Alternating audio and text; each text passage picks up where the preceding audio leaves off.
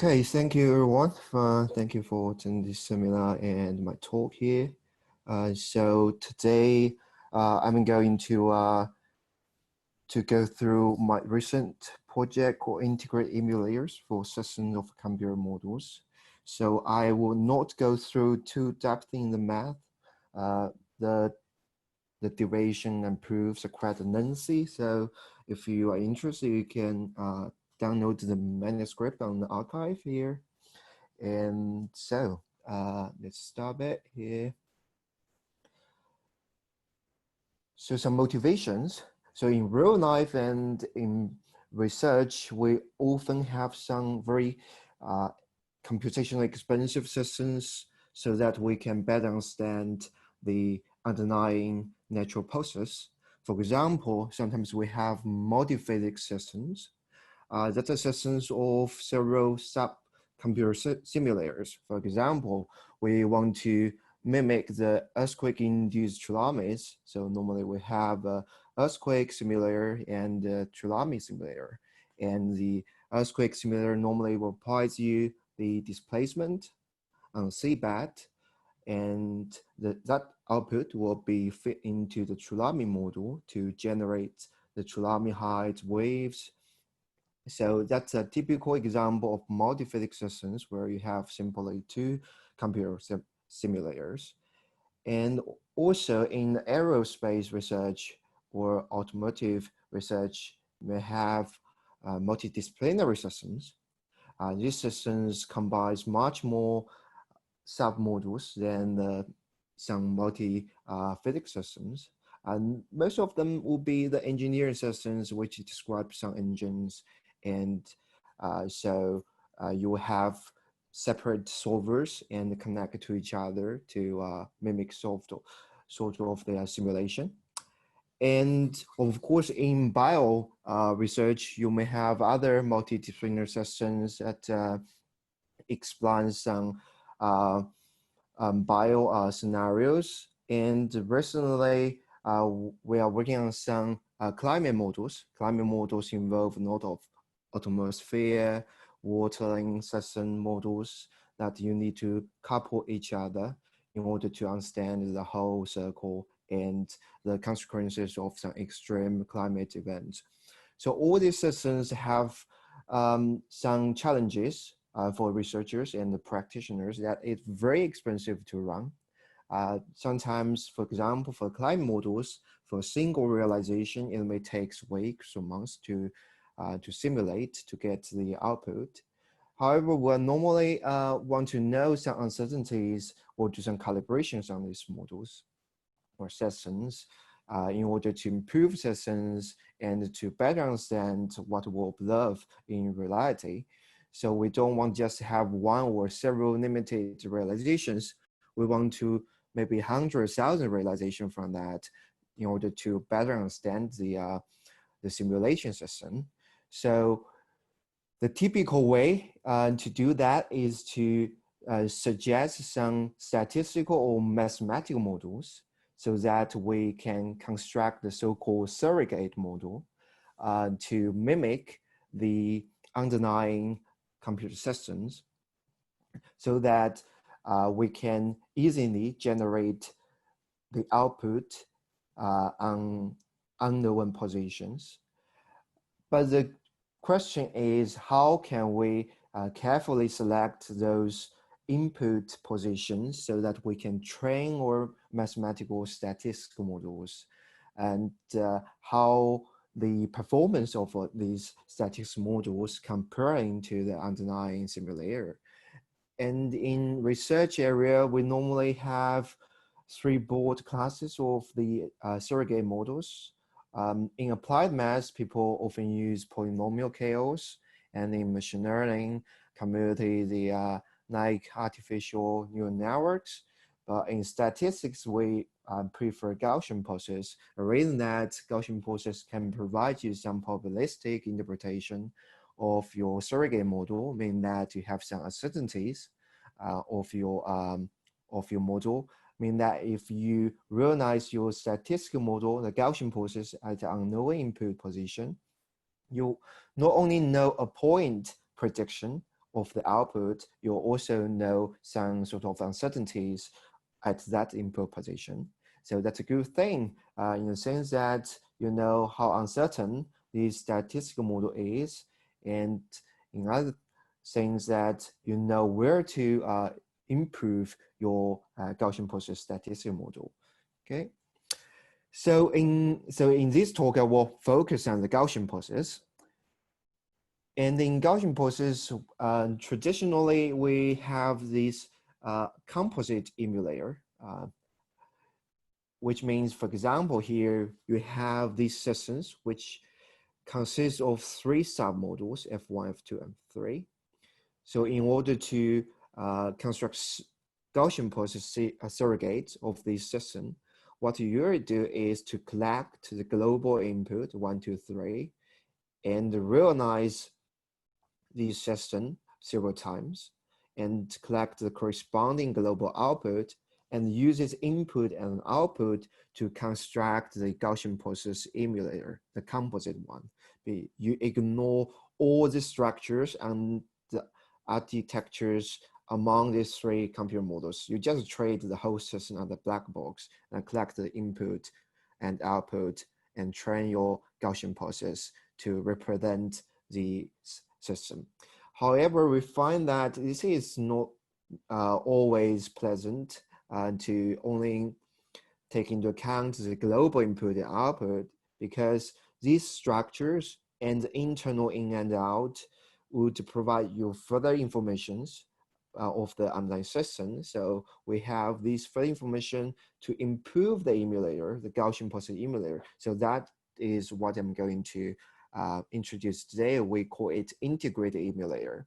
So the idea behind the integrated emulator is that rather than treat the whole system as a black box and train the Gaussian process on the global input output, we consider individual computer models and collect the internal input and output and construct the Gaussian process emulator for each computer models, and then find a way to connect these Gaussian process emulator together to a unified one to represent the whole system. So there are 2 challenges. One is that how to connect the, once you have the Gaussian process simulators for each computer model, how we can connect these statistical models into one. And the second challenge is, in this case, how can we smartly have an experiment design so that we have a way to improve or integrate the emulator to better represent the underlying system. So I will go into stress these 2 challenges. So here is a brief overview of the current research on this aspect. So as you can see that most of the research here, they assume just 2 models, and they have sort of analytical solutions, but the internal dimension, internal in and out dimensions are limited to 1 or slightly larger than 1 dimension. And the most recent research, though they extended the previous research to higher dimensions and multiple models in the system, but they just use simply Monte Carlo simulation, which we think is not good in the sense of a computational expense for the emulator construction, because we want some sort of quick construction of emulator, which won't more costly than realizing the underlying physical system. So in this study, we extend all the research conducted before. We have the analytic solutions, meaning that connecting individual Gaussian process simulators can be done in a closed form manner. And also you can have any number of the dimensions for the internal in and out. Okay, so that's our contributions. So let me just give some brief mathematical formulation of the Gaussian process in case some of you are not familiar with that. So assume we have some m input, which can be high dimensional, x1 to xm. And then the Gaussian process model is defined in this way. So the y will be your output given the corresponding input. And the trend, the main function of the Gaussian process is determined by the t function, which is a function of the input and some vector of unknown parameters. And of course, you have the corresponding error term.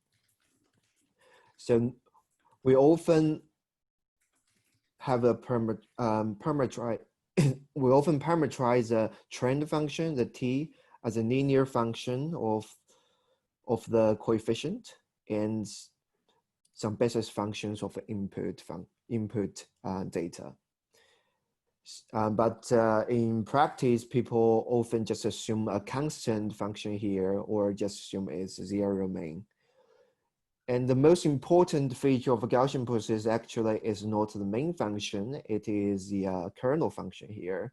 So the error term, the m error term, and have jointly for the multivariate Gaussian distribution with zero main, and the covariance function whose element is specified in this way. So the C is a kernel, which describes the shapes and the variations of your Gaussian process. And here is simply a nugget term. So the nugget term sometimes treated as a white noise to your model, but in most of the computer models, you often have the deterministic output. So you can set the eta, this nugget term, to 0. So you Gaussian process won't have any noise incorporated. But people still use very small number of eta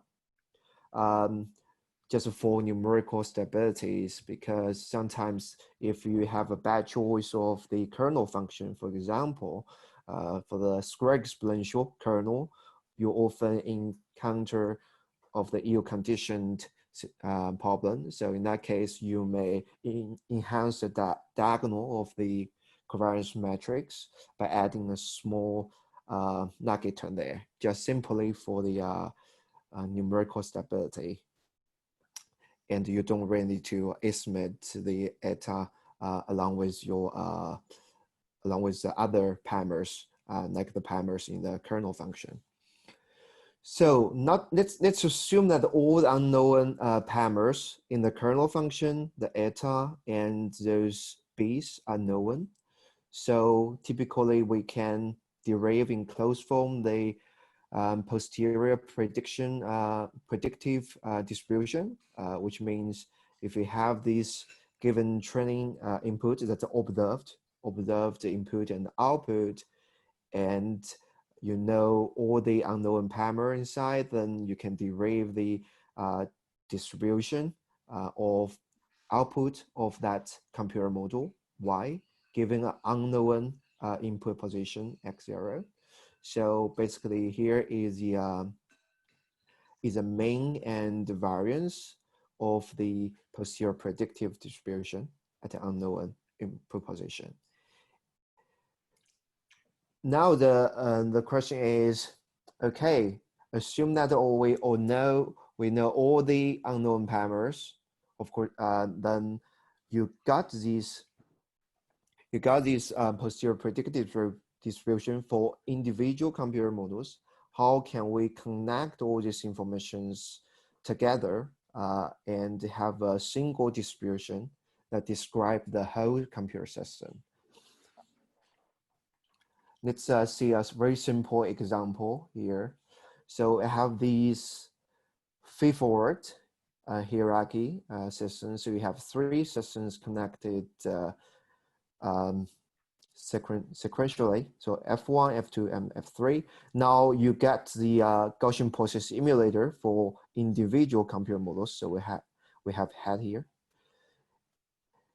And the posterior predictive distribution of, for example, because what you want is the probability density function of y given x without any internal W1 and W2.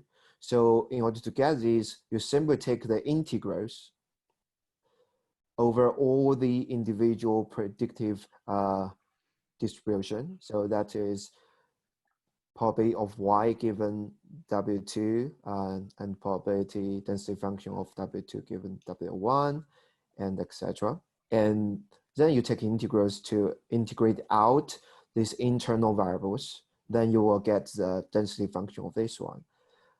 However, even though you know that these three density functions are normal distributed because of the Gaussian assumption, because we use Gaussian process, the thing that this integral often is not analytical tractable, meaning that you cannot find the analytical expression for the probability density function in closed form.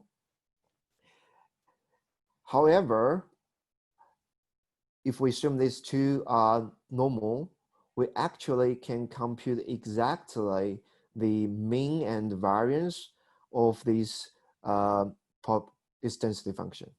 Okay, so meaning that we actually can compute this one and this one in closed form, but it's not necessary that the density it corresponds to is Gaussian. In this case, we simply do some approximation that match the analytical mean and variance to a Gaussian density. The reason is that when you don't know the true density and using normal approximation with matching moment, you effectively achieve the minimization of informationals in terms of the minimization of KL divergence. So that's the reason why we use normal approximation here. So in order to construct the integrate emulator for this system, so we do in an iterative approach.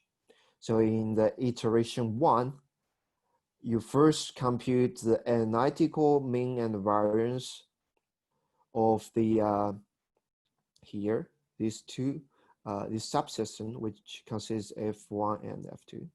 So you do this, and once you have these, you cast it to a normal distribution as its mean and variance, and then you got this p hat. This is the emulator, integrate emulator, that's representing this subsystem here. And in the next iteration, you do the you calculate the analytical moment again, but now since you have these this subsystem represented by the p hat, so you just do this integral and then compute the analytical mean and variance. Then you got the mean and variance of the whole system, and once again you cast to the normal distribution, and then this normal distribution represents the integrated emulator of the whole system now. Okay, so this is the idea behind the integrated emulator. It basically utilizes the closed form expressions under the assumption of normality, and also utilize the information nodes in terms of KL divergence. So of course, in reality, you may not only have one computer models in each layer. So here we just represent at a certain iteration the general form of the computer models. That's the Gaussian process emulators of each computer models here. So under a mild condition on the training function, normally that you assume that the training function is a linear function of this internal in and out, and also assume this in and out variables are independently distributed with normal distribution with Ming here and the variance. So the normal distribution is very important to derive the closed form expression. So that's why we use Gaussian approximation. The independence assumption actually is quite mild. It's weak because often you can simply use PCA sort of dimension reduction method to have your observations to sort of partially independency. So basically, the only assumption is this one. And once you have this one, you can compute the mean and the variance of the integrated emulator. That is the distribution of y given the x here, using the Towers law and the total law of variance. The challenge is simply how you compute all these expectations and the variance in closed form. And this closed form actually really depends on the choice of kernels. So if some kernels may not have a closed form, but fortunately, for many popular kernels in the multiplicative form, we have closed form expressions.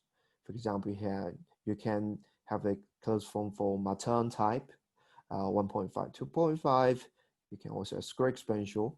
The benefits of the Matérn kernel is that it is less prone to the yield condition problem, and it is finite differentiable, unlike a square exponential, it's infinite differentiable, and for the exponential ones, it's not differential at all. So normally, Matérn 2.5 is a very good choice for in the context of the computer model emulation. That's why we derive the closed form for Matérn 2.5 especially. And actually, in all the experiments in this talk, will use Matérn 2.5. So that's how we construct the integrated emulator. If we have the already have the Gaussian process simulators for individual computer models, but we want to improve the integrated emulators based on the uncertainties of it. So we also need some sort of variance decomposition, meaning that, for example, if we have such systems, and we have the overall variance of the integrated emulator, but we want to know the contributions of these computer models to the overall variance. So we can do the decomposition of overall variance into these two components, V1 and V2. So V1 basically represents the contribution of these computer models to Y, and V2 represents the contribution of the G hat, that this Gaussian process simulator, to the overall variance. With this information, then we can know that which computer model, which Gaussian process simulator we need to improve. Because sometimes if we have the G is very expensive to run, but the functional form is quite simple, while these F1, F2 are very cheap to run, but have very complex functional form, then you don't want to realize the whole system together. You just want to have more runs of the F1 FD rather than running G again. So with this separation, decomposition of variance, you know which part contribute the most to the variance of integrated emulator. So for example, if here is very the variance, the contribution is most coming from here, then you just simply run here and then retrain your Gaussian process simulator for individual computer models. And you don't need to retrain your Gaussian process emulator here again. Of course, there are also some scenarios that, because there are multiple computer models in this layer, So you want to know a more detailed description of variance contribution, just a subset of these computer models 1 to D. So you can also compute, for example, this subset, the contribution of this subset Gaussian process emulator to the overall variance. And then you know, okay, probably among the overall contribution of these D Gaussian process simulators, only F2 occupies 80% of the contribution. So then we just leave the rest of the Gaussian process simulators as they are and rerun the F2 and retrain the F2 head and to improve the integrated emulator. So that's a good thing for the experimental design with such variance decomposition. And also all these variance expectations can be calculated in a closed form. So the variance information, the variance decomposition can be done fairly quickly. Okay, so that's basically the mathematics and the idea behind the integrated emulator and its corresponding experiment design. And let's see some examples of them. So the first example is 3 computer models connect to each other in a feed-forward architecture. And the true function form of the whole system is this blue line here. So our objective is to replicate this blue function. So in order to do that, we have to realize this function several times. So here I just choose some input points, which fairly sparse. So it covers a whole input domain we are interested in. And then we have the corresponding y. And simply based on these samples to construct the emulator. So here's the composite emulator result represented by this dashed green line here. As you see, since we ignore the internal W1, W2 and the structures, because composite emulator only learn the underlying function form from X and Y, is just interpolate these samples and fail to capture these peaks, these fluctuations. However, if we use integrated emulator, where we consider the feed-forward structure and this internal information, which actually is observable. So you see that we successfully reconstruct the underlying functional form, even though we have the identical realizations, identical training points, but we fully utilize the informations from W1 and W2. But so here you see that we have these samples, this experiment design, which is equally spaced. So people sometimes, it's a very simple experiment design, and people sometimes use Latin hypercube, basically use a similar idea that you have the equally spaced input experiment design. But actually in the integrated emulator, we can do better with our smart design.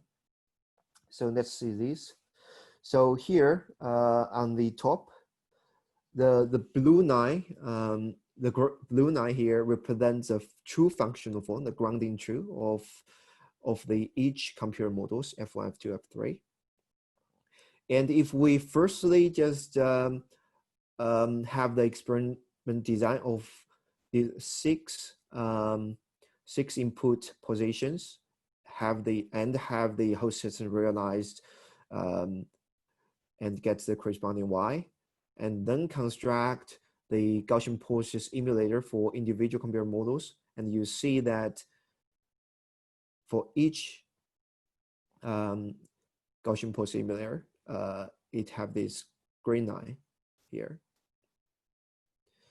And now, rather than have like 10 equally spaced or 20 equally spaced experiment design, we just want to rerun individual computer models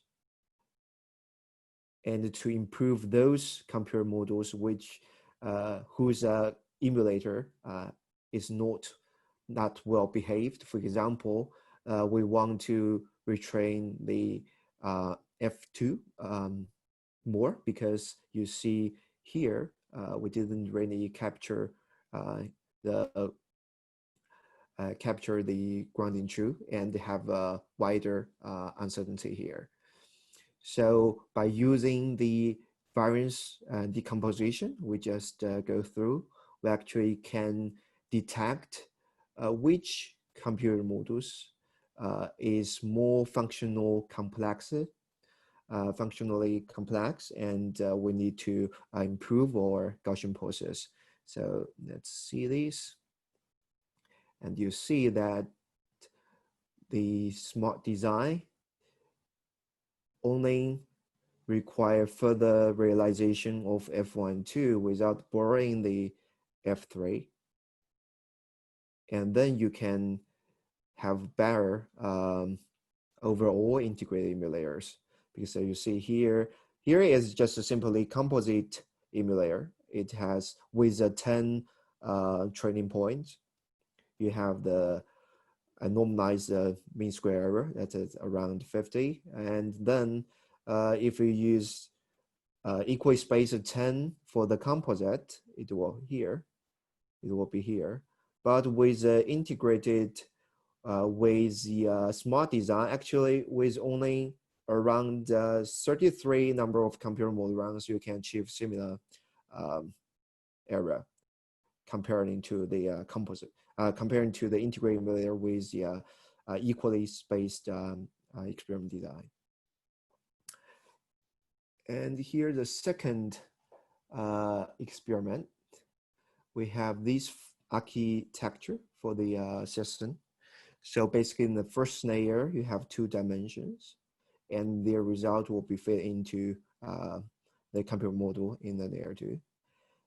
And if I have the space filling experiment design, I think I have 9 design points here, and train the Gaussian pulses, the composite one, and you see that it fails capture the peak or range and here. But if we use integrated one, use an identical training point, you see we almost capture all the peaks and range and everywhere, simply because we consider this internal information and the structure of the system. And of course, for this one, we can also do a smart design. And the very interesting observation for this one is that you see if we have because the initial design is space filling, so it's equally spaced over the input. So you see when it propagates through F1 to the F3, you see most of these equally spaced design points actually are not equally spaced in the input space of F3. You see, it's almost concentrated on one side without any training point telling the information about the underlying function on this side. So it's not good, because in this case, even though how many design points you add to the existing space filling experiment design, you won't achieve the better prediction on this side, because all the training point, when they propagate to F3, it will concentrate on this side. So that's where the smart design becomes very powerful, because as you see that as the smart design programs, it will realize F3. It will realize F3 on this part. and achieve the better predictive performance of the Gaussian process emulator for these computer models. And you see that with only 25 number of computer model runs, you can achieve the similar error comparing to the integrated emulator with simply space filling experiments. Okay. So this is two synthetic examples that demonstrate how powerful the integrated emulator is with a smart design. And here we use this methodology to a real example, which is a satellite model. In a satellite model, we often have sort of coupled relation between submodels here. In this session, we have 3 submodels, and we have a note of the input and 3 overall output. So our objective is to construct the integrated emulator for each output. But the thing that you see here, we have sort of a coupled relation between the 2 sub modules, which is not very good because our integrated emulator formula is basically used for the feed-forward systems. So here we use the method introduced by here to decouple these 2 submodule so that the whole system becomes a feed-forward system. By decoupling, I mean that even by fixing the values of these 2 variables, but the values of the output, it won't change much. So these 2 basically provide a little sensitivity to the output. So once we have a feed-forward version of this coupled system, then we can use the integrated emulator to construct the surrogate modes for these 3 output. So I measure their performance in terms of the rule mean square area of prediction.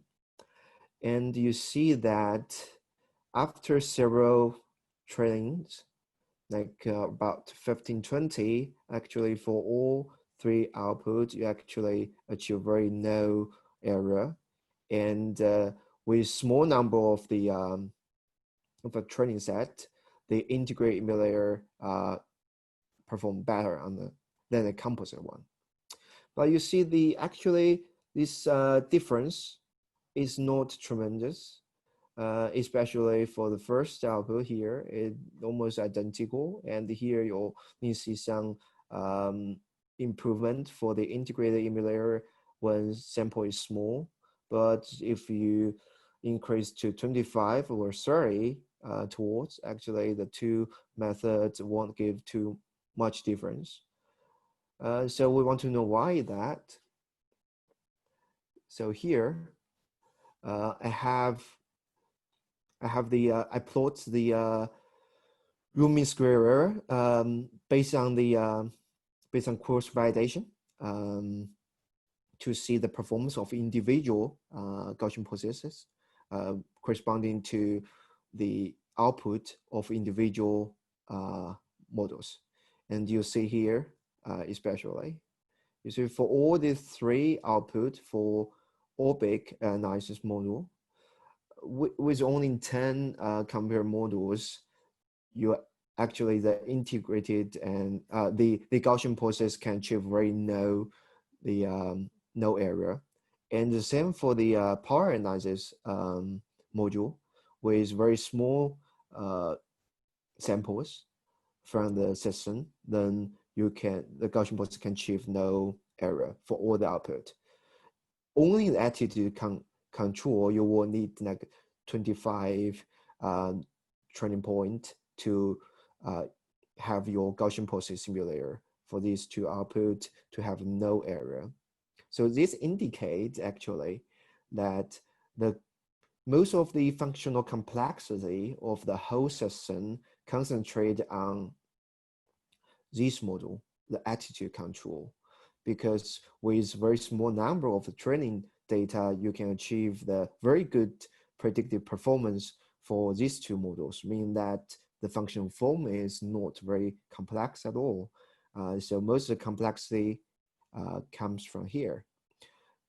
So that actually explains why we observe that the integrated emulator and composite emulator have the very similar predictive performance, because by constructing an integrated emulator on a system where most of the complexity concentrated on one model, you are effectively doing a composite emulator thing, because you cannot exploit the complexity from these two models. The only thing you might exploit is a computational expense, and that you know the structures, so you may have faster estimation and construction of the surrogate model. So let me summarize this work. So we basically introduce integrated emulator comparing to the conventional composite one. It have a better predicted performance, even with moderate size of design, as we see that with a much smaller number of the designs, we can still achieve similar error to that of the composite emulator. And also you can have some reduction on the computational cost, because you simply only need a moderate size of design, then you don't need to run your computer systems many times to achieve higher accuracy. And we also introduce a smart design where you gain information from the variance decomposition and only run the computer models which are really complex, and your surrogate model, Gaussian simulator, would need to be retrained. So it can recognize this different functional complexity among different computer models. So that will further save your computational cost for running the system, and also help you reduce further the predictive error, because it exploits the input space where your space field and design cannot achieve. But however, we'll also show that you won't see significant predictive improvement when a single computer model dominates the functional complexity. So in that case, you won't get a node from integrated emulator, but you can really gain a node on the computational cost, because integrated emulator basically allow you to train individual models separately rather than treat the system as a whole, and each time you have to run every individual computer models. So that will give you some computational cost reduction. And it also give some implication where if you want to construct the surrogate model for a system, you probably want to decompose your system into some subroutines, submodels, with fairly simple functional form or with similar functional complexity, so that you can get most of the integrated emulator and the smart design. And I think though, before I close the talk, the final thought will be in some research, you may have the system that not really simply physics-based models. You have statistics or mathematics-based models where you want to couple.